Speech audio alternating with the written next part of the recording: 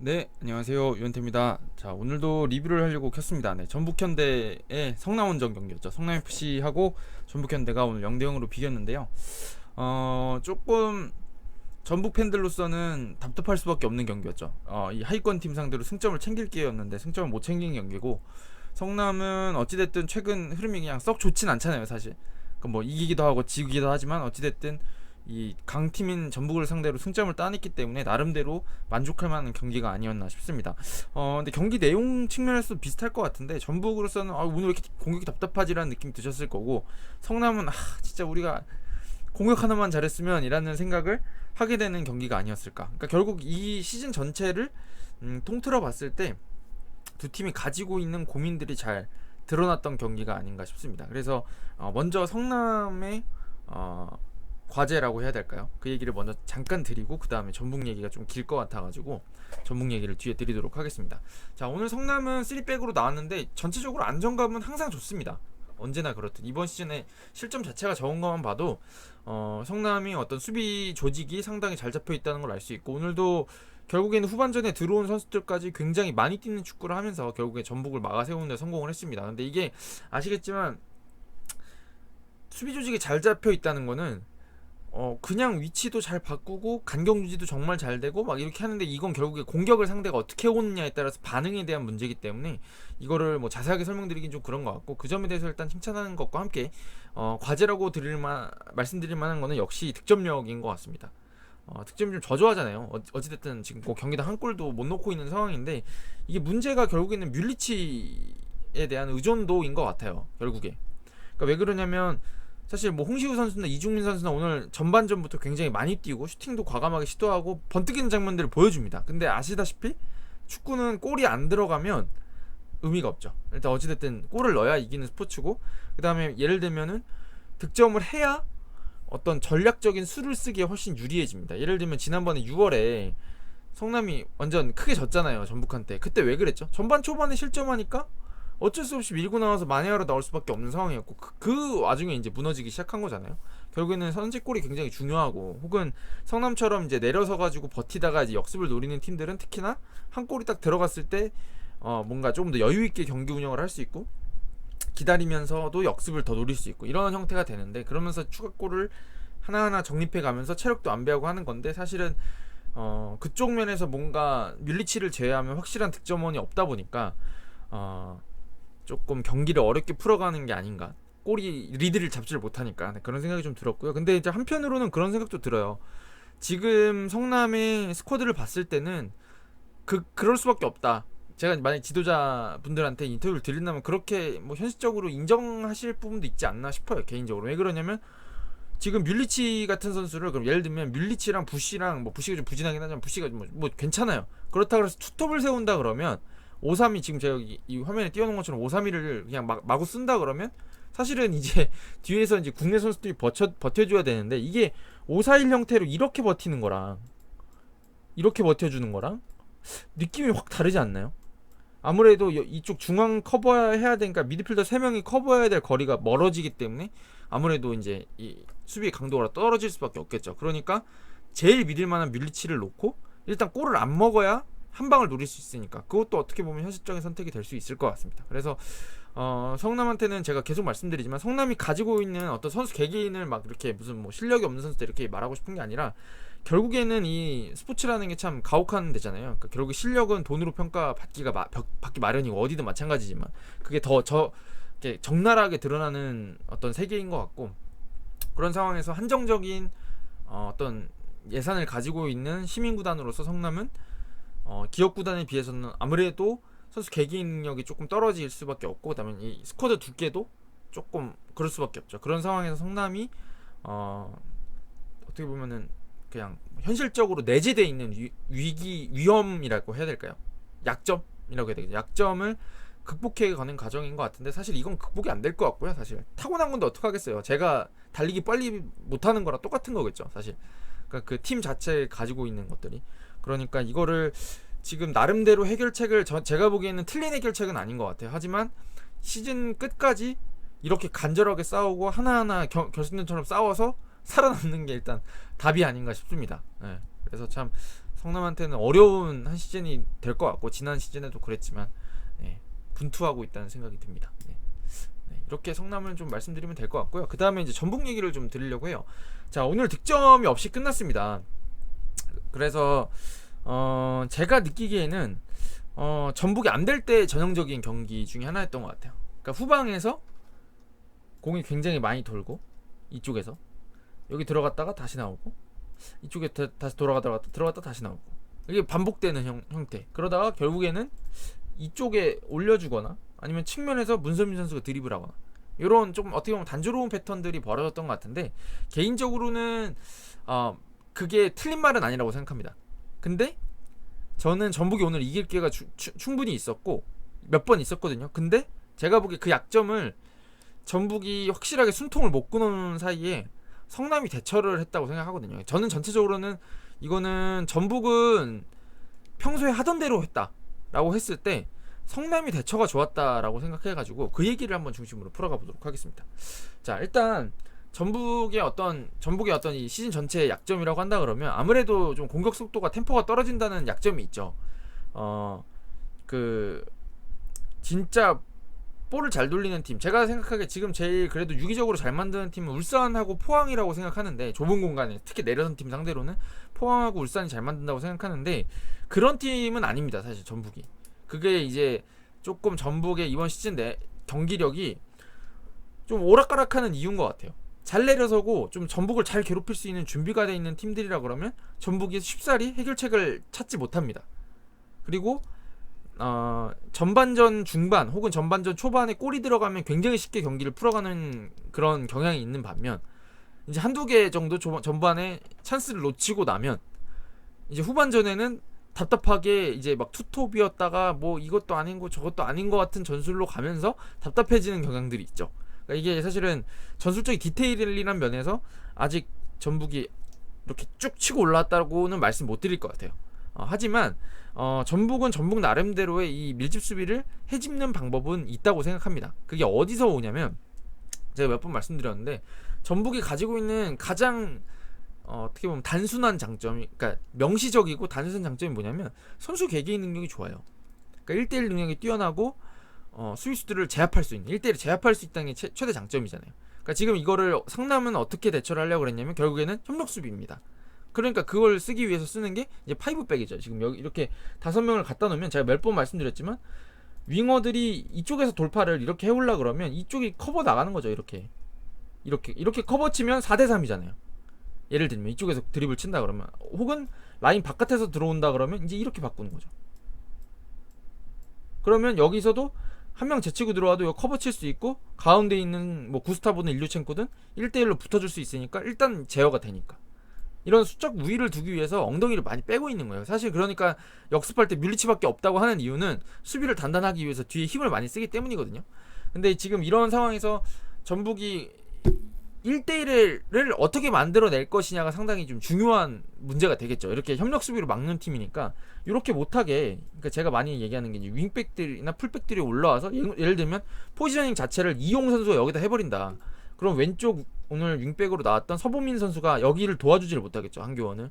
이게 끌려나가 있을 거고, 이때 한교원 선수한테 투입해서 뭔가 일이 벌어진다거나, 혹은 이쪽을 이렇게 잡아놓으니까 구스타보가 여기서 1대1로 이긴다거나, 뭐 이런 것들이 벌어지는 경우들이 많은 거죠. 그래서 예를 들면은 뭐 울산도 마찬가지. 울산은 이제 홍철이랑 김태현을 바짝 올리는 편이고, 또 강원도 가끔 가다가 이제 그 임창우 선수 올려놓고서 막 파이브 톱인 것처럼, 마치 공격수 5명인 것처럼 운영하는 이유들이 이런 어떤 숫자 싸움에서 이기려고 하는 겁니다. 근데 이거를 전북은 그렇게 숫자 싸움을 아주 적극적으로 하지 않고, 그러니까 주변 돌리면서 1대1이 만들어지는 상황을 기다렸다가 하나가 나오면 그때 부수고 들어가서 해결을 해야 되는 겁니다. 그게 이제 언제 나왔냐면, 오늘 전반전에 한교원 선수 쪽에 2번 기회가 왔었어요. 제가 이제 체크한 걸로는 전반 5분께 아마 그 왜 서보민 선수가 뒤에 있었는지 그 기억은 잘 안 나는데, 여기서 이제 이 안영규 선수를 1대1로 그냥 속도로 제쳐버린 다음에 이제 슈팅이었는지 크로스 시도했는데 마상훈 선수가 나와서 그걸 끊어냈죠. 그 다음에 이제 이어진 코너킥에서 구자룡 선수 헤딩이 나왔었는데, 그 장면이 하나 있었고, 제일 그거를 적나라하게 보여줬던 장면은 또 전반 22분께였던 것 같습니다. 그 김보경, 한교원 선수가 내려오면서 이 안영규 선수를 끌어내고 여기서 아마 돌려치기였는지 약간 우당탕이었는데 이게 김보경 선수 쪽으로 빠졌다가 이게 다시 일로 뛰는 한교원 선수랑 연결되고 이게 한교원 선수 크로스가 다시 또 차단되는, 이거 기억나시죠? 요 장면이었거든요. 근데 저는 이게 전북한테는 굉장히 의미가 있는 장면이라고 생각했어요. 왜 그러냐면 안영규 선수가 좀 정통 센터백이잖아요. 그러다 보니까 발이 한교원만큼 빠르진 않단 말이에요. 그러니까 오늘 상당히 고전했어요. 한교원 선수 빠른 발에. 그죠? 그래서 그쪽에서 전반전에 제일 좋은 찬스들은 다 한교원 선수 쪽에서 많이 왔단 말이에요. 그 세트피스를 제외하고는. 근데 거기서 한교원 선수 제가 보기에는 조금 하나 빨리 올렸어도 될 것 같고, 아니면 과감하게 슈팅을 했어도 되는 장면인데 그쪽에서 크로스가 두 개가 다 차단이 되면서 마무리가 안 됐잖아요. 근데 이제 그 전반전을 마친 후에 그게 빠르게 수정이 됐다는 겁니다. 그게 이제 제일 언제부터 많이 나오냐면 후반전에 한교원 선수가 그 일류첸코한테 크로스 준 장면 빼고 한교원 선수가 측면에서 전반전에 흔들던 것처럼 흔드는 장면이 거의 안 나왔거든요. 제가 주로 기억나는 건 뭐냐면 후반전이 되니까 한교원 선수가 계속 서보민 선수랑 붙어 있어요. 그래서 이용 선수가 패스가 요렇게 들어가면 밀려 나와가지고 백패스 주거나 아니면 이쪽 중앙으로 이동하는 형태를 자주 하더라고요, 후반에. 그러니까 이게 뭐냐면 성남이 전 대처했다고 봐요. 한교원 선수 쪽에 자꾸 공이 들어가면 위험하니까. 근데 안영규를 뺄 수도 없는 게 구스타보가 신장이 좋잖아요. 근데 이창용 선수는 좋진 않잖아요. 그러니까 이제 전체적인 높이를 고려했을 때 이 안영규 선수 있어야 되는 거죠. 전반전 특히나 마상훈이었기 때문에. 그쵸? 높이가 높은 선수들이 아니기 때문에 한 명은 헤딩 쌀 센터백이 필요하다고요. 그러니까 못 빼고 있는 상황이었는데 이걸 어떻게 제어했다고 생각하냐면 저는 서보민 선수 이쪽을 한교원 선수가 이쪽에서 계속 공을 잡았거든요. 그 전반 22분에 잘 보시면 패스가 이용 선수 패스예요. 이용 선수가 한교원 선수한테 넣고 이게 이렇게 거쳐서 이렇게 들어간단 말이에요. 근데 이거를 후반전에 특히나 한번 잘 돌려보세요. 후반전에 특히나 박수일 선수 들어온 다음부터는 이용 선수한테 패스 각을 안 줘요.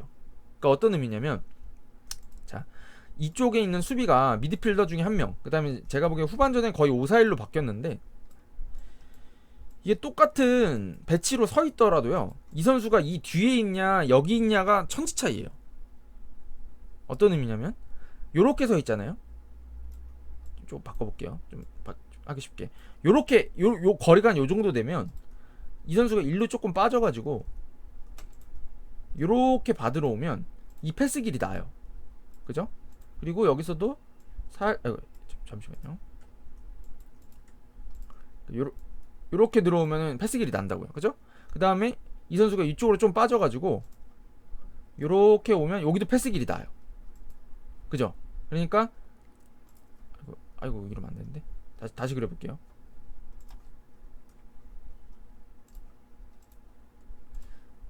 이 선수가 패스를 요만큼 각도가 요만큼을 받을 수 있다고요. 패스 받을 수 있는 각도가. 근데 이 선수가 박수일 선수가 어떻게 하냐면 후반전 중반 이후에 교체돼서 들어왔을 때 체력이 남으니까 이용 선수가 잡기만 하면 이렇게 바짝 가버리는 거예요. 그러면은 어떻게 되죠? 여기 바짝 붙어버리니까 여기서 잘려버리죠. 신기하지 않나요? 그러니까 이게 각이 이 뒤에 가만히 기다리고 있으면서 수비를 내려서더라도 가만히 있으면서 수비하는 거랑 여기를 압박해서 여기 각도를 좁히는 거랑 천지 차이인 거예요. 이게 패스가 들어오냐 안 들어오냐. 그러니까 한교원 선수가 일로 가서 받아야지. 여기를 못 들어오니까. 그러니까 패스가 일로 가고 윙을 밀어낼 수 있는 거죠. 그러니까 서보민 선수가 여기를 또 압박하기가 쉬운 거지. 그러니까 안영규 선수 쪽에서 후반전에는 일이 거의 안 나와요. 벌어지질 않아요, 일이. 근데 이제 그 예외가 문선민 선수에서 넘어갔던 장면인데 그 장면 보시면 이미 서보민 선수도 다 좁혀 있어요. 그래서 그거는 문선민 선수가 굉장히 잘한 장면이었거든요. 근데 이거는 제가 보기에는 어떤 코칭 스태프가 이쪽을 이용 선수 쪽에서 한교원으로 들어오는 패스가 위협적이니까 여기를 제어하기 위해 좀 성남 쪽에서 대처를 한 것 같아요. 이거는 성남 쪽이 워낙 수비 조직도 단단한 데다가 이런 디테일을 조금 더 해주니까 좀 제어가 잘 됐던 것 같고 그쪽에서 잘 안 풀리기 시작하니까 이제 약간 전북의 공격이 더 안 나왔던 게 아닌가 싶어요, 사실은. 네. 근데 이제 이쪽도 반대쪽을 생각해 보시면 이창용 선수가 수비형 미드필더도 쓰고 센터백도 잘 쓰긴 하지만 보통 3백의 한 축으로 나오고 발이 빠른 선수다 보니까 이쪽은 그나마 조금 더 제어가 되는 느낌이 좀 있죠. 네, 그런 느낌이 좀 있었고 그 다음에 또 하나는 결국에는 이런 밀집 수비를 해결하기 위해 가장 좋은 공간들이 이제 포켓이라고 여러 번 제가 말씀드린 적 있을 거예요. 이 중앙 미드필더랑 중앙 수비 사이 여기에 공이 들어오면 항상 문제가 생겨요. 그게 이제 언제 나왔냐면 후반전에 몇 번 나왔죠. 후반전에 그 일류첸코 옵사이드에 걸리긴 했는데 이승기, 쿠니모토, 일류첸코 들어갔던 그 장면이 뭐냐, 이쪽에서 이승기 선수가 있었고 이쪽에 쿠니모토한테 내주고 쿠니모토가 여기다 올려줬잖아요. 그러니까 여기서 일이 벌어지면 이게 왜 그러냐면 이 뒤에서 패스는 이 걸음망을 2번 거쳐야 되니까 차단될 가능성이 커요. 그러니까 각도를 보더라도 이 각이 안 나잖아요. 여기서 아무리 좋은 각 패스가 들어가더라도 이렇게 뛴다고 하더라도 여기서 한번 걸리고 여기서 한번 걸리기 때문에 각이 잘 안 나요. 그죠? 여기도 마찬가지고 이런 직선으로 여기를 뚫기가 너무 힘든 거예요. 이 두 줄이 세워져 있을 때는. 그런데 여기 들어오면 벌써 각도가 달라지죠. 굉장히 많이 나죠. 그러니까 여기 들어와야 되는데 이거를 성남이 잘 제어하는 거예요. 어떻게 제어하냐? 이 뒤에 있을 때는 올라갔다가 뭔가 옆으로 이동하면 빠르게 다시 내려옵니다. 그러니까 지우는 거예요. 공을 가진 선수한테는 압박을 갖다가 아까 제가 말씀드린 그 이용 선수 압박하는 것처럼 여기서는 일루는 못 나가잖아요. 그러면 일루 가는데 일루 가면 이 선수가 나가고 이 선수는 빨리 내려오는 겁니다. 그러면 이쪽을 안 줄 수가 있어요. 그러니까 성남이 많이 뛰는 축구를 한 거예요, 사실. 그러니까 이게 성남이 계속 이번 시즌에 그 수비에서 실점이 적은 거는 이런 어떤 많이 뛰는 축구와 어떤 나름대로의 디테일들, 수비의 디테일들이 있다, 이렇게 보시면 될 것 같고요. 결국에는 이게 골이 들어갔으면 아마 또 지난번처럼 차이가 크게 벌어질 수도 있었는데 전반전에 그 2번 한교원 선수한테 찾아왔던 장면들, 그 다음에 세트피스에서 나왔던 장면, 그 다음에 문선민 선수 슈팅, 그 다음에 한교원에서 일류첸코로 갈 때 나왔던 그 슈팅들이 조금 아쉬웠던 것 같습니다. 네, 그래서 그거 하나만 들어갔으면 분명히 전북한테는 나쁜 경기라는 평가가 안 나왔을 것 같은데 결과가 좀 안 좋다 보니까 조금 팬들께서는 아쉽다는 이야기를 많이 하시지 않을까라는 생각이 좀 들어요. 그러니까 이게 결국에는 저는 그렇게 생각합니다. 전북 팬들의 어떤 그 제가 이제 라이브 할 때도 제일 많이 오시잖아요. 그런 걸 돌아봤을 때 전북 팬들의 욕심은 뭔지 알겠어요, 사실은. 예, 우리 팀이 더 잘 되는 거, 더 잘하는 거, 좋은 선수들이 있는데 막 더 잘하고 막 진짜 유기적으로 막 박살내고 모든 팀을 막 3대0, 4대0을 이긴 팀이 되기를 원하는 건 다 마찬가지입니다. 하지만 이게 현실적인 문제가 있고, 그 다음에 또 이 지도자라는 게 참 팀하고 궁합도 중요하고 쉽진 않아요. 그러니까 예를 들면 지도자들 중에 이제 좀 독불장군 스타일이라고 하는 분들 있잖아요. 그런데 최근에는 이제 또 아무래도 선수들하고 케미스트리가 굉장히 중요하다 보니까 그런 쪽에서도 문제가 생길 수가 있거든요, 분명히. 제가 이제 기자 생활할 때도 뭐 이렇게 경질되거나 뭐 그만두시는 분들 보면 구단 내에서 선수들하고 좀 알력이 있었다더라, 이런 썰이 들리는 분들이 진짜 많이 있어요.